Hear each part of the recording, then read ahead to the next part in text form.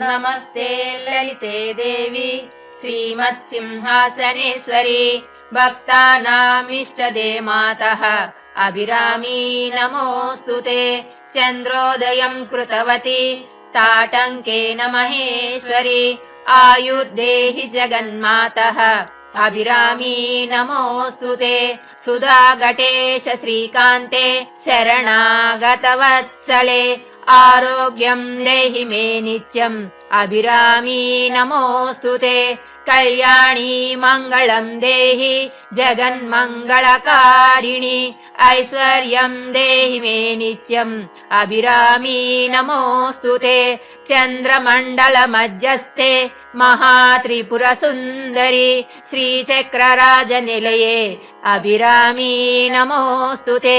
राजीवलोचने पूर्णे पूर्णचन्द्रविदायिनि सौभाग्यं देहि मे नित्यम् अभिरामी नमोऽस्तुते। गणेशस्कन्दजननी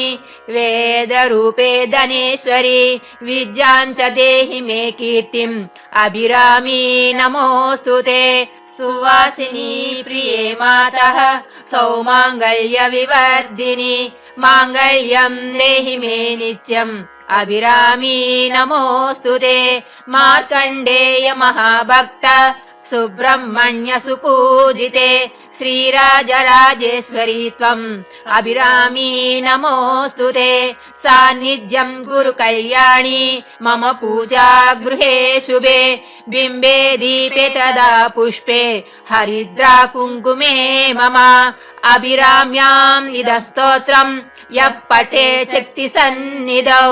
आयुर्बलं यशो वर्चो मङ्गलं च भवेत् सुखम् मङ्गलं च भवेत् सुखम् मङ्गलं च भवेत् सुखम्।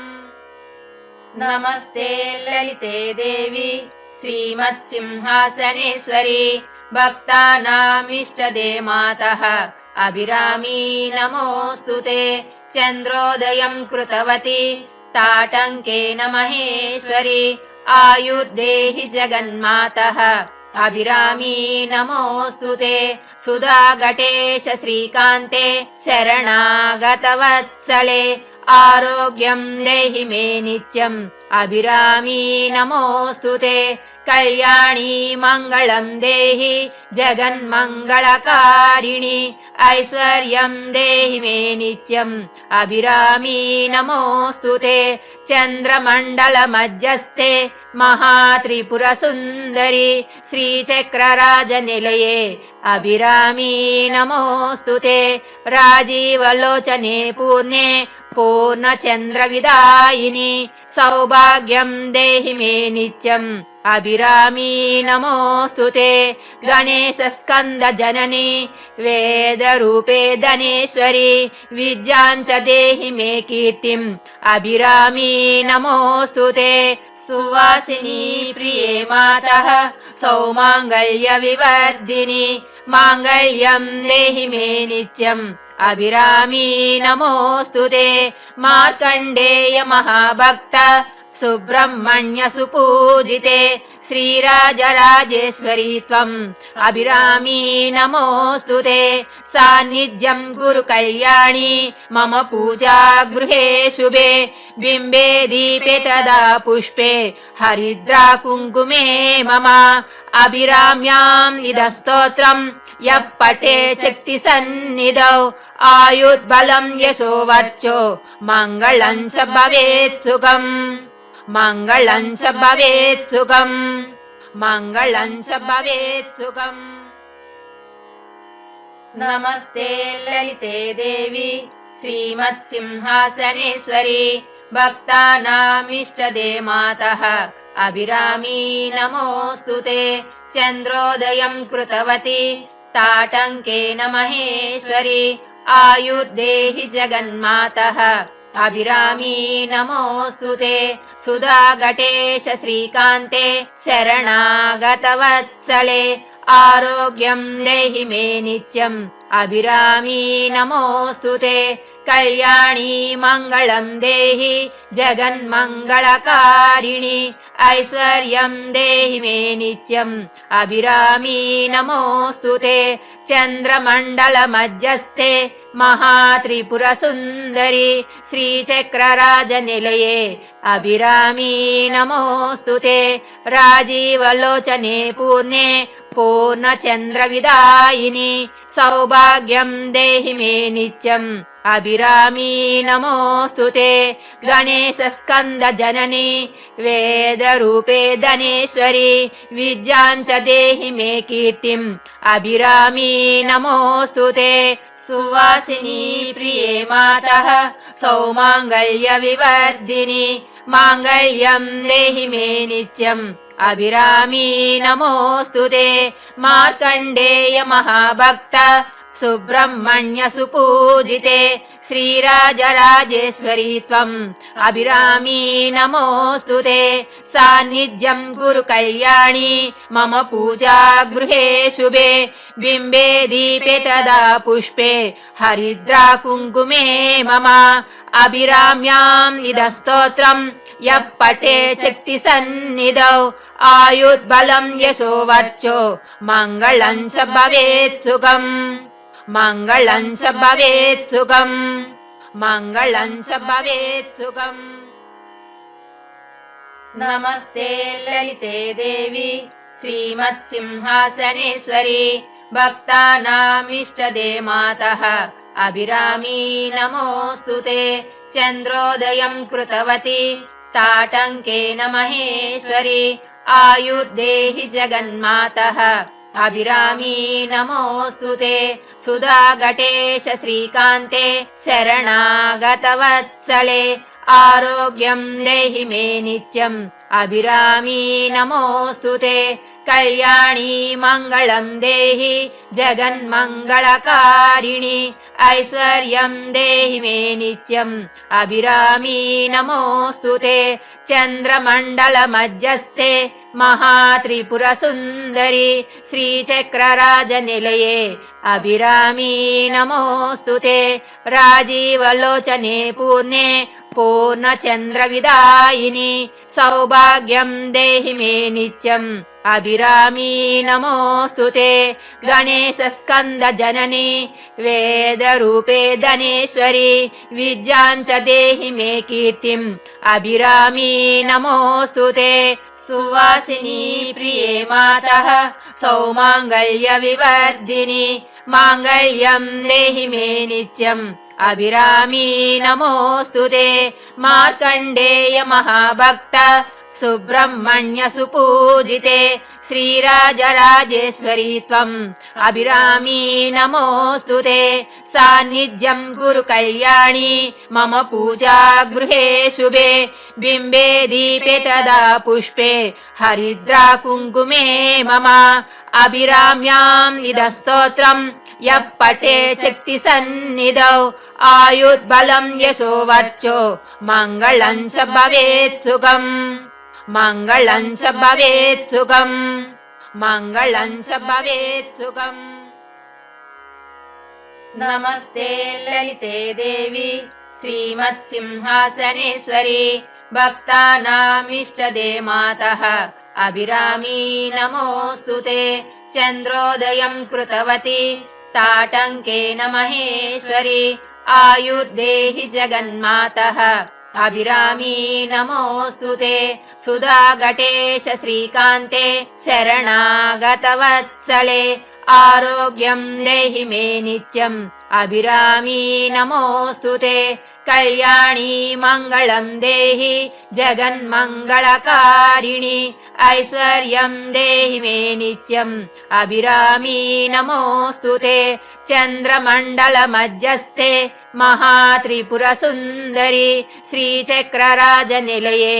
अभिरामी नमोऽस्तु ते राजीवलोचने पूर्णे पूर्णचन्द्रविदायिनि सौभाग्यं देहि मे नित्यम् अभिरामी नमोऽस्तु ते गणेशस्कन्दजननी वेदरूपे धनेश्वरी विद्यां च देहि मे कीर्तिम् अभिरामी नमोऽस्तु ते सुवासिनी प्रिये मातः सौमाङ्गल्यविवर्धिनि माङ्गल्यं देहि मे नित्यम् अभिरामी नमोऽस्तु ते मार्कण्डेय महाभक्त सुब्रह्मण्य सुपूजिते श्रीराजराजेश्वरी त्वम् अभिरामी नमोऽस्तु ते सान्निध्यं गुरु कल्याणी मम पूजा गृहे शुभे बिम्बे दीपे तदा पुष्पे हरिद्रा कुङ्कुमे मम अभिराम्याम् इदं स्तोत्रम् यः पठे शक्तिसन्निधौ आयुर्बलं यशो वर्चो मङ्गलं च भवेत् सुखम् मङ्गलं च भवेत् सुखम् मङ्गलं च भवेत् सुखम्। नमस्ते ललिते देवी श्रीमत्सिंहासनेश्वरी भक्तानामिष्टदे मातः अभिरामी नमोऽस्तु ते चन्द्रोदयं कृतवती ताटङ्केन महेश्वरी आयुर्देहि जगन्मातः अभिरामी नमोऽस्तु ते सुधाघटेश श्रीकान्ते शरणागतवत्सले आरोग्यं देहि मे नित्यम् अभिरामी नमोऽस्तु ते कल्याणी मङ्गलं देहि जगन्मङ्गलकारिणि ऐश्वर्यं देहि मे नित्यम् अभिरामी नमोऽस्तु ते चन्द्रमण्डलमध्यस्थे महात्रिपुरसुन्दरी श्रीचक्रराजनिलये अभिरामी नमोऽस्तु ते राजीवलोचने पूर्णे पूर्णचन्द्रविदायिनि सौभाग्यं देहि मे नित्यम् अभिरामी नमोऽस्तु ते गणेशस्कन्दजननी वेदरूपे धनेश्वरी विद्यां च देहि मे कीर्तिम् अभिरामी नमोऽस्तु ते सुवासिनी प्रिये मातः सौमाङ्गल्यविवर्धिनि माङ्गल्यं देहि मे नित्यम् अभिरामी नमोऽस्तु ते मार्कण्डेय महाभक्त सुब्रह्मण्य सुपूजिते श्रीराजराजेश्वरी त्वम् अभिरामी नमोऽस्तु ते सान्निध्यं गुरु कल्याणी मम पूजा गृहे शुभे बिम्बे दीपे तदा पुष्पे हरिद्रा कुङ्कुमे मम अभिराम्याम् इदं स्तोत्रम् यः पठे शक्तिसन्निधौ आयुर्बलं यशो वर्चो मङ्गलं च भवेत् सुखम् मङ्गलं च भवेत् सुखम् मङ्गलं च भवेत् सुखम्। नमस्ते ललिते देवी श्रीमत्सिंहासनेश्वरी भक्तानामिष्टदे मातः अभिरामी नमोऽस्तु ते चन्द्रोदयं कृतवती ताटङ्केन महेश्वरी आयुर्देहि जगन्मातः अभिरामी नमोऽस्तु ते सुधाघटेश श्रीकान्ते शरणागतवत्सले आरोग्यं देहि मे नित्यम् अभिरामी नमोऽस्तु ते कल्याणी मङ्गलं देहि जगन्मङ्गलकारिणि ऐश्वर्यं देहि मे नित्यम् अभिरामी नमोऽस्तु ते चन्द्रमण्डलमध्यस्थे महात्रिपुरसुन्दरी श्रीचक्रराजनिलये अभिरामी नमोऽस्तु ते राजीवलोचने पूर्णे पूर्णचन्द्रविदायिनि सौभाग्यं देहि मे नित्यम् अभिरामी नमोऽस्तु ते गणेशस्कन्दजननी वेदरूपे धनेश्वरी विद्यां च देहि मे कीर्तिम् अभिरामी नमोऽस्तु ते सुवासिनी प्रिये मातः सौमाङ्गल्यविवर्धिनि माङ्गल्यं देहि मे नित्यम् अभिरामी नमोऽस्तु ते मार्कण्डेय महाभक्त सुब्रह्मण्य सुपूजिते श्रीराजराजेश्वरी त्वम् अभिरामी नमोऽस्तु ते सान्निध्यं कुरु कल्याणी मम पूजा गृहे शुभे बिम्बे दीपे तदा पुष्पे हरिद्रा कुङ्कुमे मम अभिराम्याम् इदं स्तोत्रम् यः पठे शक्तिसन्निधौ आयुर्बलं यशो वर्चो मङ्गलं च भवेत् सुखम् मङ्गलं च भवेत् सुखम् मङ्गलं च भवेत् सुखम्। नमस्ते ललिते देवी श्रीमत्सिंहासनेश्वरी भक्तानामिष्टदे मातः अभिरामी नमोऽस्तु ते चन्द्रोदयं कृतवती ताटङ्केन महेश्वरी आयुर्देहि जगन्मातः अभिरामी नमोऽस्तु ते सुधाघटेश श्रीकान्ते शरणागतवत्सले आरोग्यं देहि मे नित्यम् अभिरामी नमोऽस्तु ते कल्याणी मङ्गलं देहि जगन्मङ्गलकारिणि ऐश्वर्यं देहि मे नित्यम् अभिरामी नमोऽस्तु ते चन्द्रमण्डलमध्यस्थे महात्रिपुरसुन्दरी श्रीचक्रराजनिलये अभिरामी नमोऽस्तु ते राजीवलोचने पूर्णे पूर्णचन्द्रविदायिनि सौभाग्यं देहि मे नित्यम् अभिरामी नमोऽस्तु ते गणेशस्कन्दजननी वेदरूपे धनेश्वरी विद्यां च देहि मे कीर्तिम् अभिरामी नमोऽस्तु ते सुवासिनी प्रिये मातः सौमाङ्गल्यविवर्धिनि माङ्गल्यं देहि मे नित्यम् अभिरामी नमोऽस्तु ते मार्कण्डेय महाभक्त सुब्रह्मण्य सुपूजिते श्रीराजराजेश्वरी त्वम् अभिरामी नमोऽस्तु ते सान्निध्यं कुरु कल्याणी मम पूजा गृहे शुभे बिम्बे दीपे तदा पुष्पे हरिद्रा कुङ्कुमे मम अभिराम्याम् इदं स्तोत्रम् यः पठे शक्तिसन्निधौ आयुर्बलं यशो वर्चो मङ्गलं च भवेत् सुखम् मङ्गलं च भवेत् सुखम् मङ्गलं च भवेत् सुखम्।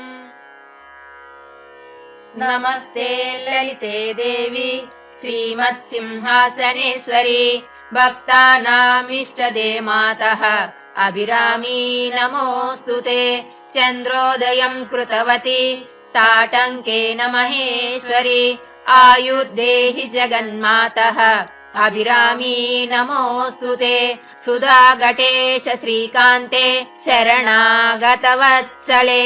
आरोग्यं देहि मे नित्यम् अभिरामी नमोऽस्तु ते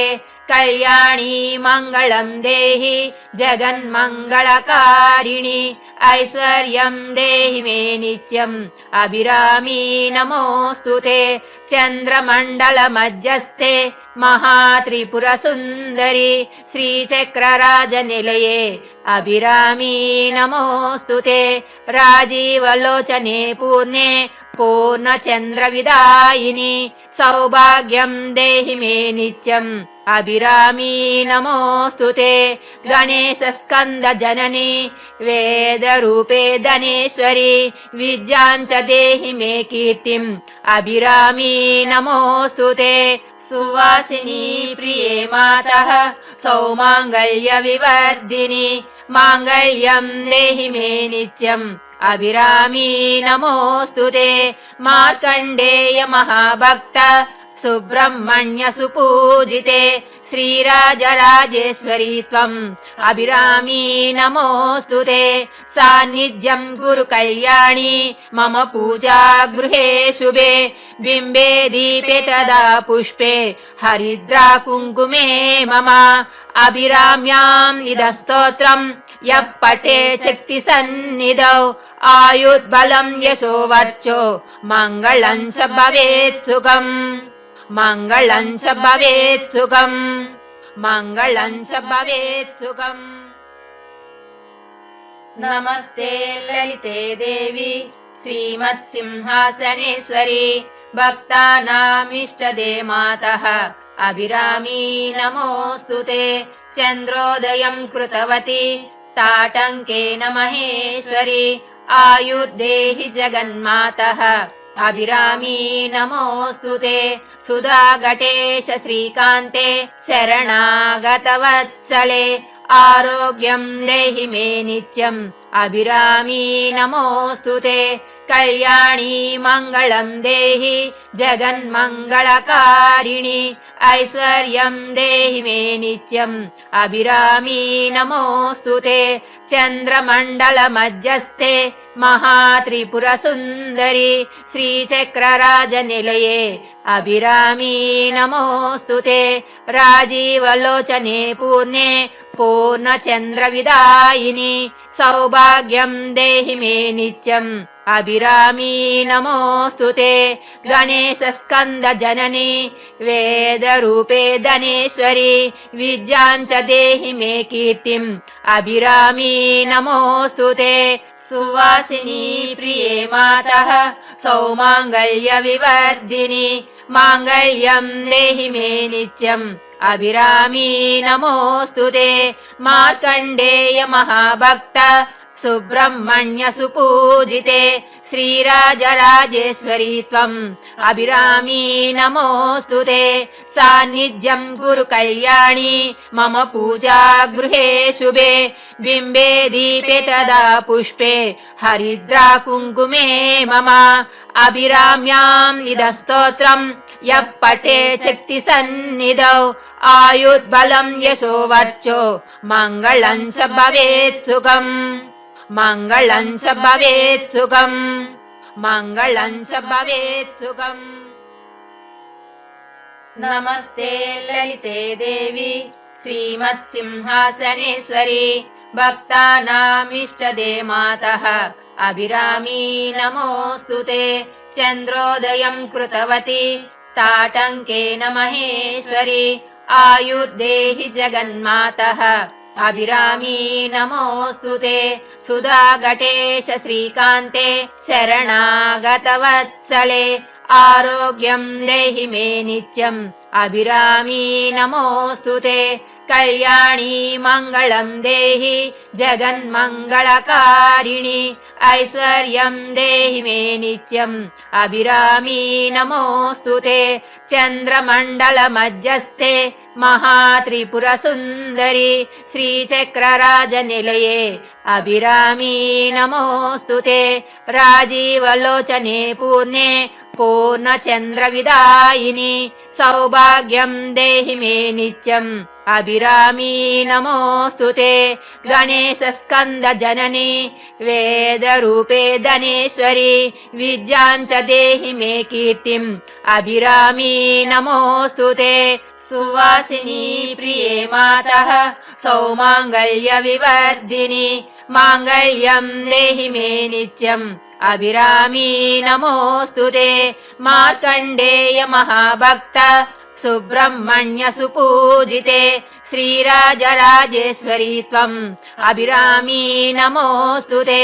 सान्निध्यं कुरु कल्याणी मम पूजा गृहे शुभे बिम्बे दीपे तदा पुष्पे हरिद्रा कुङ्कुमे मम